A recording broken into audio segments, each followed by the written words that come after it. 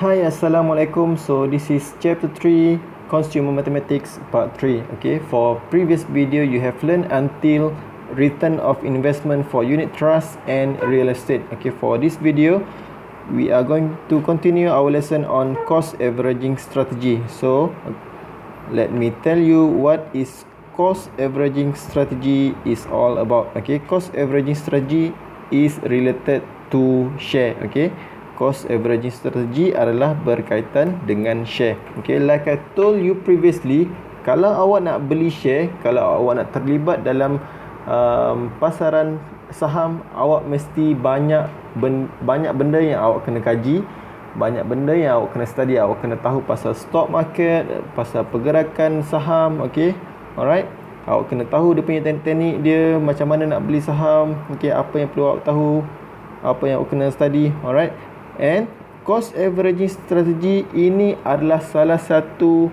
teknik yang selalu digunakan pelabur dalam melabur saham. Okay, so cost averaging strategy is one of the technique commonly used by investors who invest in shares with a fixed amount of a certain period. Okay, whether it is monthly, quarterly, yearly, okay, regardless of the stock market's condition. Okay, alright, saya akan explain apa itu cost averaging strategy. Okay, don't worry.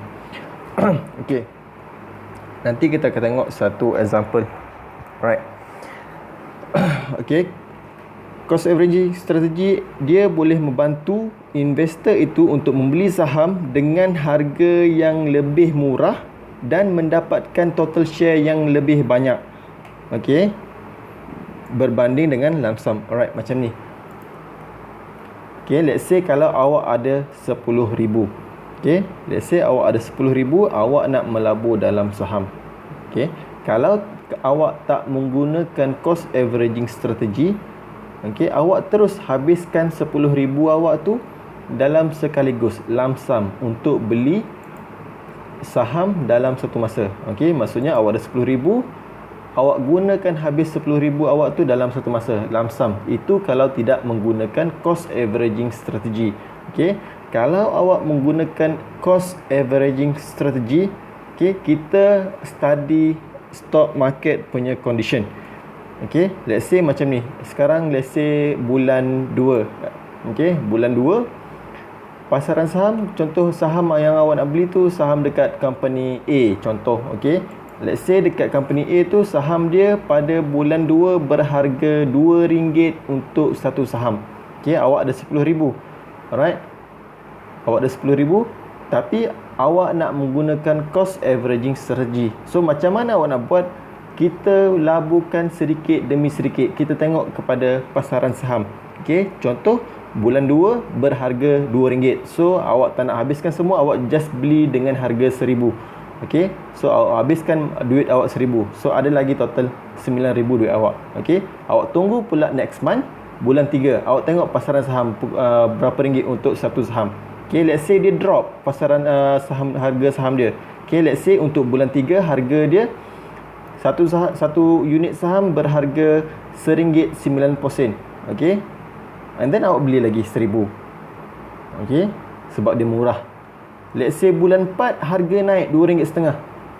So kita tak beli. Okay, sebab mahal, kita tak beli. Kita tunggu pula bulan 5. Okay, bulan 5 contoh RM1.50 dia turun harga dia. So awak beli pula, habiskan RM1,000. Okay, and then so on sampai awak habiskan RM10,000 awak tu. Itu namanya cost averaging strategy. Okay, berbeza kalau tak menggunakan cost averaging strategy, awak habiskan berapa modal awak dalam satu masa. Okay, itu tanpa menggunakan teknik. Alright, nanti kita akan tengok macam mana nak guna teknik ni. Okay, dalam cost averaging strategy, satu benda yang awak kena tahu, average cost per share ni macam mana nak cari. Okay, average cost per share is equals to investment amount over number of shares unit own. Okay, ini maksudnya ini adalah total duit yang digunakan. Okay, ini pula adalah total share yang dapat. Okey, bila awak habiskan duit awak, berapa total share yang awak dapat? Okey, baru kita boleh tengok average cost per share. Okey. Alright. For cost averaging strategy, we have 3 obvious advantages. Okay, the first one is we are able to take advantage of the unit price changes. Okay, maksudnya kat sini macam saya bagi tahu tadi, okay, kita boleh ambil keuntungan berdasarkan perubahan harga saham. Okay, contoh bulan 1 RM2 and then bulan 3 harga turun RM1.90. So kita boleh ambil keuntungan daripada kejatuhan harga saham untuk satu unit dekat situ. Okay, so when price is low, we can buy more shares. Okay, maksudnya dengan harga murah kita boleh beli dengan harga dengan banyak sikit. Okay, dengan lebih banyak. Alright. Okay, so maksudnya kalau kita beli dengan lebih banyak, maksudnya banyaklah share yang kita dapat at the end of the time. Okay, so dia punya average cost pun nanti akan menurun. Alright.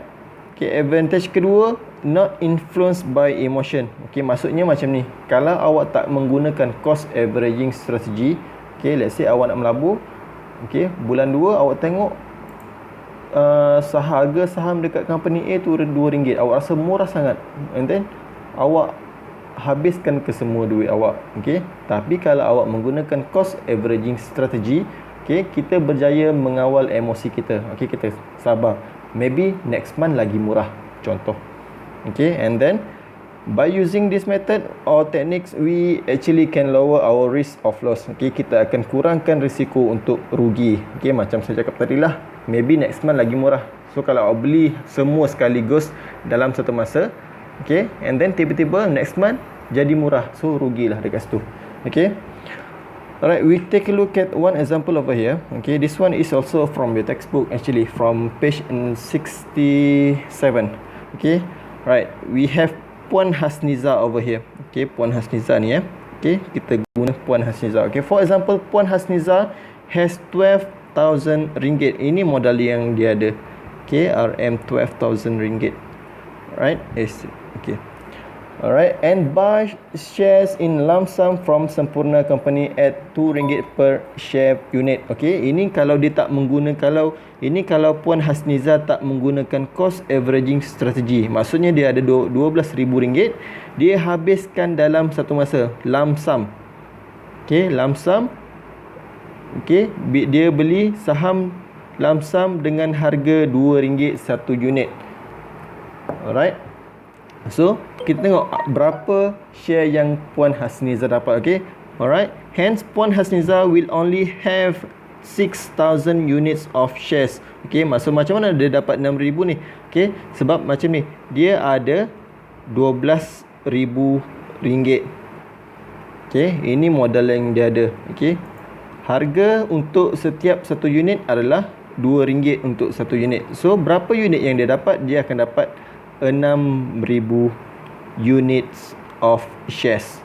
Okay, maksudnya dekat sini kalau dia bayar lump sum untuk melabur dalam company Sempurna tu, dia akan dapat 6,000 unit. Okay, itu kalau lump sum. Alright, dekat bawah ni pula kalau dia menggunakan cost averaging strategy. Okay, so in the January, okay, pada bulan Januari, okay, harganya adalah RM2 untuk satu unit. Okay, tadi Puan Hasniza ada 12,000. Okay, ini kalau dia menggunakan cost averaging strategy. Yang ini dia tak menggunakan, dia dapat 6,000.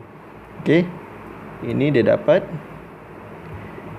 6,000. Okay, 6,000 ni without techniques. Okay, without technique.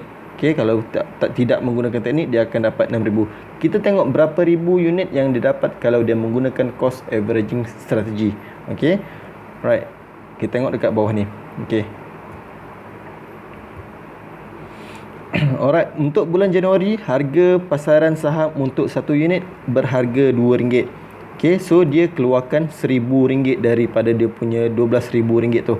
Okay, so 1,000 unit bahagi dengan RM2 untuk satu unit, dia akan dapat 500 unit pada bulan Januari. Masuk bulan Februari, harga drop jadi RM1.80. Okay, tapi Puan Hasniza, dia bijak, dia tak nak menggunakan habis juga. Dia sabar, dia cuma laburkan RM1,000 juga. Okay, so 1000 bagi RM1.80 untuk setiap satu unit, dia akan dapat 555 unit untuk bulan Februari. Okay, bulan Mac pun sama, RM1.80. So dia keluarkan RM1000, dia beli dengan harga RM1.80, so dia akan dapat 555 juga untuk bulan Mac. Masuk bulan April, harga drop lagi RM1.70. Okay, so dia keluarkan RM1000, and then untuk bulan April dia mendapat 588 unit saham. Okay, bulan Mei pun sama, bulan Jun pun lagi turun RM1.60, bulan Julai pun RM1.60, Ogos lagi turun RM1.50. Okay, September naik sikit RM1.60 tapi tetap murah. Okay, dia beli juga. Okay, ini adalah dia punya number of unit yang dia gain dalam masa setiap bulan tu. Okay, and then for bulan Oktober naik sedikit RM2.20 tapi tak apa, dia beli juga. Okay, and then sampailah bulan Disember, habis duit dia sebanyak 12,000 dekat sini. Okay, 1000 tambah 1000 tambah 1000 sampai 12 kali. Okay, totalnya adalah 12,000 yang dia ada tadi. Okay, cukup duit dia. Alright, so dekat sini kita tengok, alright, dari bulan Januari sampai bulan Disember, okay, kita tambah semua sekali berapa yang dia dapat dekat sini. Okay, kita tambah.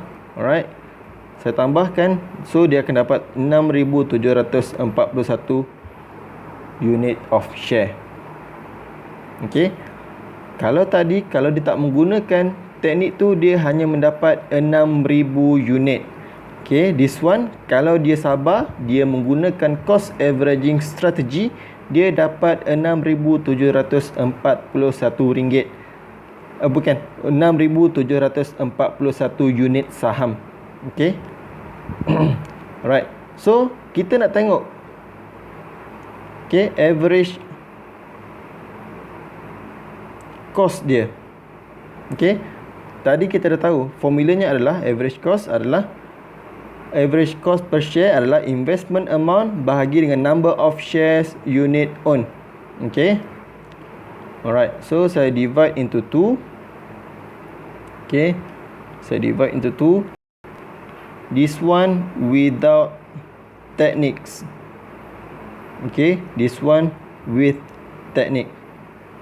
Alright, so tadi kalau tanpa menggunakan teknik, okay, average cost. Alright, average cost adalah total amount yang dia spend, which is 12,000. Okay, divided by berapa yang dia dapat? Dia dapat 6,000 unit saham. Okay, so 12,000 bagi 6,000, dia akan dapat RM2. Maksudnya dekat sini, okay, average-nya dia beli untuk setiap satu unit saham dengan berharga RM2. Okay, alright, itu kalau without the technique. Tengok pula kalau dia menggunakan teknik. Okay, average cost, okay, harga yang dia keluarkan tetap sama, 12,000. Okay, tapi dia dapat RM6,741. Sorry, 6,741 unit saham. Okay, so kita bahagi kat sini, kita akan dapat RM RM1.78. Okay, so dekat sini kita boleh compare. Kalau dia menggunakan teknik, dia akan dapat harga yang lebih murah, RM1.78 untuk setiap unit saham yang dia beli. Kalau tak menggunakan teknik, dia membeli satu unit saham dengan berharga RM2. Okay, so kat sini kita dapat tengok yang kalau menggunakan cost averaging strategy lagi menguntungkan. Okay, lagi untung. Alright. Okay, we look at another example over here. Okay, we have Mrs. Esther Wong dengan Puan Linda. Okay, kita tengok apa dia yang Mr. Wong cakap ni, Mrs. Wong cakap ni. Okay, I would like to invest 20,000 to buy shares and would accumulate the shares in the designated months by spending the same amount of money. Okay, Puan Linda cakap, I want to invest a lump sum of 20,000 to buy Pelita Company shares at RM2 a unit. Okay, maksudnya Puan Linda ni, dia tak nak guna cost averaging strategy. Okay, dia ada 20,000, Mrs. Esther Wong pun ada 20,000. Puan Linda nak gunakan 20,000 dia tu nak beli langsam, nak beli sekaligus share dekat company Pelita dengan berharga RM2 satu unit. Okey, Puan Esther pula cakap, okey, saya tak nak beli lamsam, saya nak tengok saya nak beli sikit-sikit. Okey, accumulate share in the designated months by spending the same amount of money. Maksudnya dia nak guna 20,000 juga. Okey, sama macam Puan Linda. Puan Linda nak habiskan 20,000, Mrs. Esther Wong pun nak gunakan 20,000, tapi Puan Linda nak habiskan dalam satu masa, nak beli lamsam. Esther Wong dia nak gunakan cost averaging strategy. Okey, kita tengok ya. Okey. Alright, ini adalah harga saham yang dibeli oleh Mrs. Esther Wong. Okey. Bulan Januari berharga RM2. Okey, ini pada masa yang sama ni Puan Linda dia beli ke semua duit yang dia ada, which is 20,000, untuk beli dengan harga RM2. Okey, tapi untuk Mrs. Esther Wong dia tak beli semua sekali.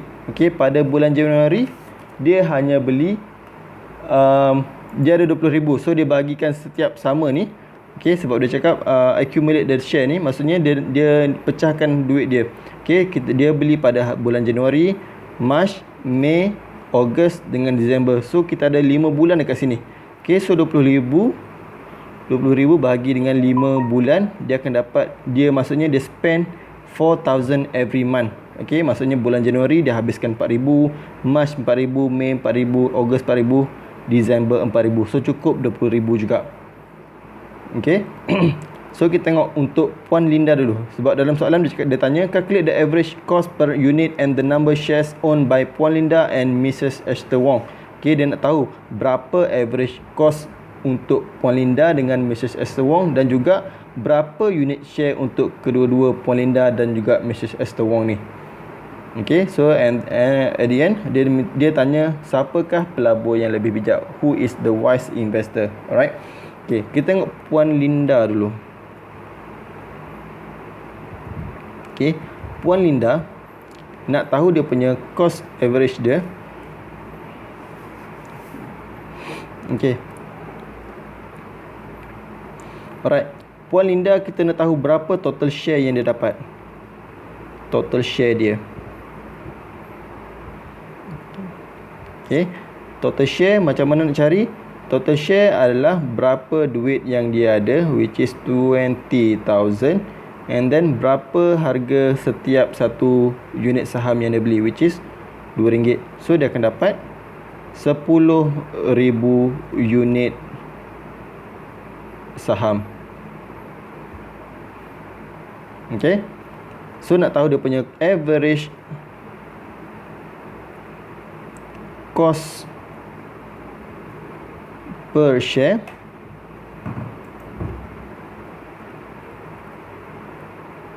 Okay, average cost per share adalah kita dah tengok tadi. Okay, investment amount bahagi dengan number of shares unit own. Maksudnya berapa banyak yang duit dia habiskan, which is 20,000, over berapa unit saham yang dia ada, which is 10,000. Okay, so dekat sini harga average untuk setiap satu unit saham yang dia beli adalah berharga RM2. Okay, ini untuk Puan Linda. Kita tengok pula kalau Mrs. Esther Wong. Okay, Mrs. Esther Wong. Alright. Okay, macam mana nak buat cost average strategy? Okay, you have to make a few columns over here. Kena buat table. Okay, firstly kita kena buat column month. Yang kedua kena buat total investment. Right, tak payah buat investment. Kita buat investment. Okay, kolom ketiga kita buat price. Yang keempat kita buat number of share.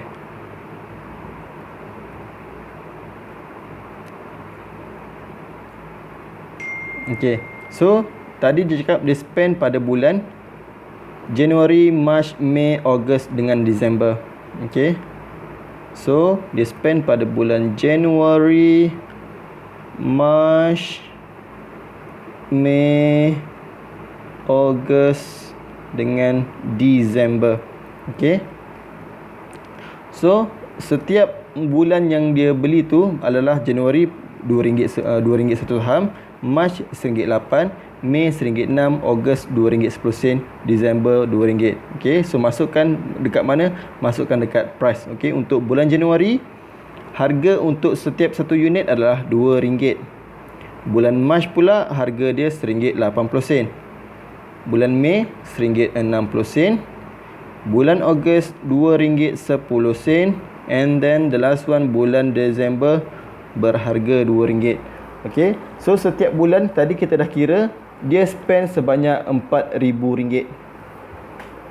Okay, so setiap bulan dia spend RM4,000. Okay, Januari dia spend RM4,000, March dia spend RM4,000, Mei RM4,000, Ogos RM4,000, and then the last one December pun RM4,000. So kalau kita tambah semua RM4,000 tambah RM4,000 tambah RM4,000, RM4,000, kita akan dapat balik duit yang dia spend kesemua sekali, iaitu RM20,000. Okay, so tengok berapa number of share. Okay, macam mana nak cari number of share? Okay, kita tengok berapa yang dia spend, berapa harga yang dia beli. Okay, so RM4,000 bahagi dengan RM2,000 satu unit, dia akan dapat 2,000 unit saham pada bulan Januari. Okay, untuk bulan Mac harga dia RM1.80.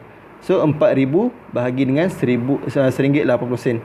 So akan dapat 2,222 unit saham.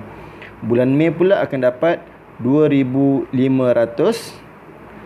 Bulan Ogos dia akan dapat 1,904 unit. Ini kenapa jadi sikit? Sebab harga pada bulan Ogos dia naik RM2.10.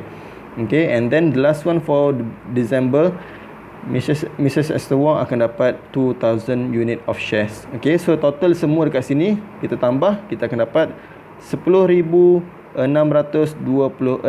unit saham. Okay, unit saham. Okay. So kita nak tengok average cost per share bagi Mrs. Esther Wong. Okay, so average cost per share adalah total investment. Okay, total investment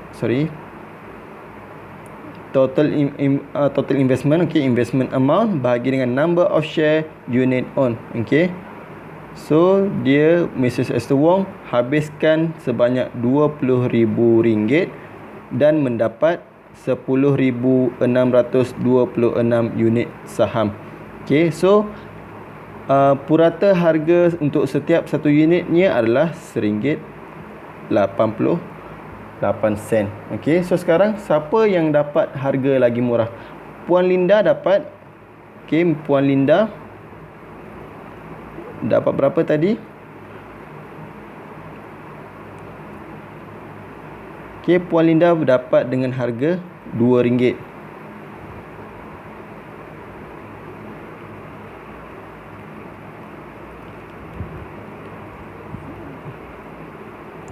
Mrs. Wong pula dia mendapat dengan harga RM1.88. Okey, so sekarang kita dapat tengok Mrs. Wong dapat beli dengan harga yang lebih murah. So siapa yang lebih bijak dekat sini? Okey, Mrs. Wong is a wise investor. Okay, why? Because she practices the cost averaging strategy that help her to get more shares with the same amount of money. Okay, so sekarang Mrs. Wong lagi bijak. Alright, itu saja.